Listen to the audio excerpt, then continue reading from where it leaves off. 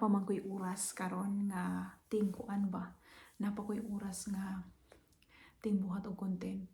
Unya, dili pa pud ko kalihok-lihok dinhi kay akong mga anak tulog pa sila. Unya, naay comments sa comment section nga every time nga magpakita ko sa kung kuan ba, backyard, ingon siya sa kuha.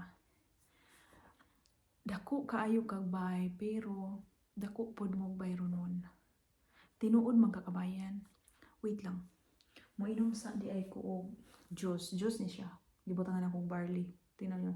Fresh juice ni siya nga juice talaga na kanang juice nga orange juice giputol giano na ko siya gi-blend giano ra na ako kanang gipuga. Moinom sa ta para naisud sa utok.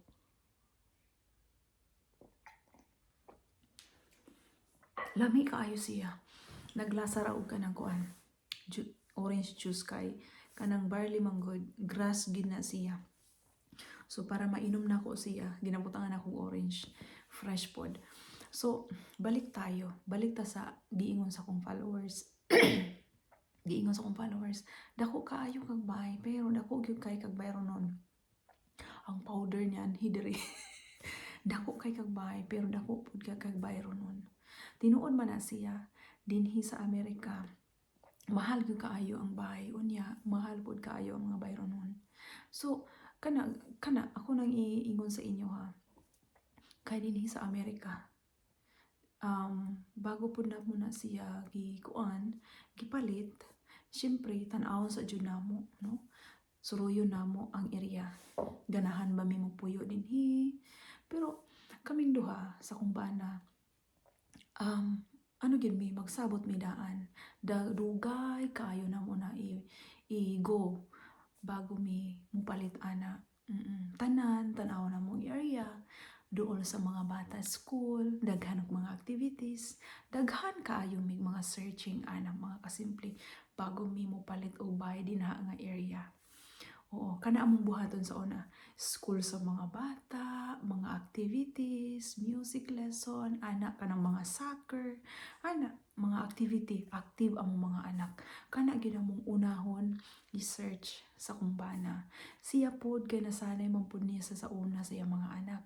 Bisag unsa niya ka busy. Coach pod baya na sa una. Sa soccer o sa baseball, ana siya sa una. Coach man na po siya picture sa kuha. So, man ako ngayon, tubagon na ako inyong mga pangutana. Dako mo bayro nun. Ana gina siya, pag naa ka sa Amerika, daghan kaayo ka og bayro nun. So, pag makatunong po kag laki, nga family-oriented siya, no, kabalo siya mo budget, tanan, kabalo siya. So, swerte gyud kaayo ka ana, no? So, unya, ang ginaisip niya kay family ra gyud. So, ang kuan mga kasimple, bago pod mi mo palit ana, no? Kabalumi pila mo kita, kabalumi kung pila ang amuhang bulan-bulan nga ginabayaran, i-budget gyud namon na kaya ba namon ning balayan ni paliton. Ana gud. So, gipag-usapan gyud na namo kaming duha. Dugay mi magdesisyon. Monthly gyud na pila ka bulan. Mag-isip mi ana, kaya ba ni namo? Kinsay ma-assign aning bayro nun. Ana gani. So, naara na sa tuang nga mga pamilya, naara na sa tuang magpartner kung kaya nato bayran. So kung kaya nato, kaya sa tong budget, why not? So ano natin, go natin, ana ra na siya. So kaming duha, budgeto na mong kita, kita niya, kita nako, kaya natong duha, o go nato. So naara gyud na sa inyong duha, no? So unya, ang mga bayro nun, samtang buhi ta, naagyo na siya bayro nun, no? So, dili gyud na malikayan nga way bayro nun nato. Kay samtang buhi ta, nagalihok ta, naagyo na siya bayro nun. Oo. Pero, ang importante din ha, kanang mga bayro nun, wag gyud moingon nga walay utang. So, pwede ta mangutang, pero kailangan nato bayaran. O, responsibilita, bayaran ato mga utang. Ana gyud na siya mga kasimple. So, mao ni siya ang part 1 sa kuang kwento, no? So, kami sa kong asawa, og dili pod mi moingon nga perpekto kaayo mi nga mag-asawa, dili mag-away, walay problema, dili gid na siya pwede. Naagi problema unya kung naay problema kailangan jud masulbad jud gyapon na siya. So kana lang dili perfecto kaming mag-asawa, nag-aaway mi or naapod mi kanang kuan gani naay problema gyud. So dili ta maka-promise sa tong kinabuhi nga wa tay problema, naa gyud na siya problema.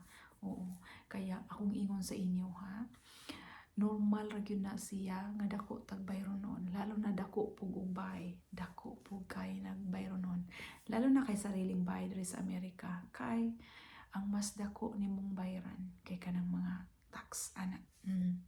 Ang mas dako nga bayronon namo kay tax gyud.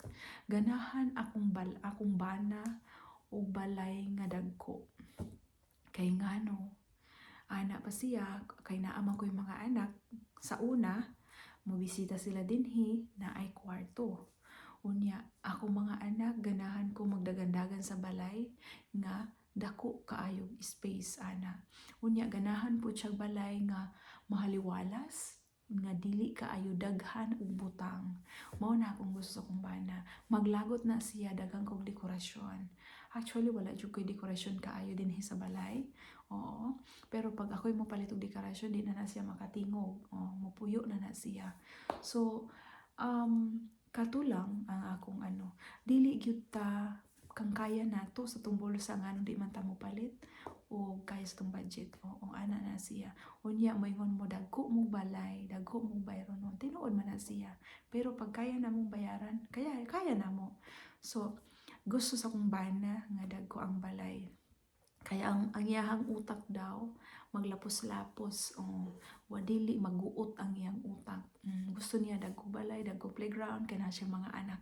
Gusto niya mga bata magdagandagan. Hala, dagan mo. Unya siya maglingkod-lingkod dito, ana cellphone, ana ra. Mo ang gusto sa kinabuhi, hapsay. Pero naagi problema usahay nga mo abot. So kana nga problema, ihatag na sa Ginoo sa tua. Kabalo siya nga ka makasulbad ta ana. Kung kana man gyud dawato nato og sulbaron, kana ra. Dili ko magaano nga uy ang problema, basulo nato ang Ginoo. So kabalo ang Ginoo nga makasulbad ta ana. Kato lang, so na pa siguro yung mga part 2 ani nga ato mga kwento. Kaya lang, bye guys. Muadto na ko kay napo kay work.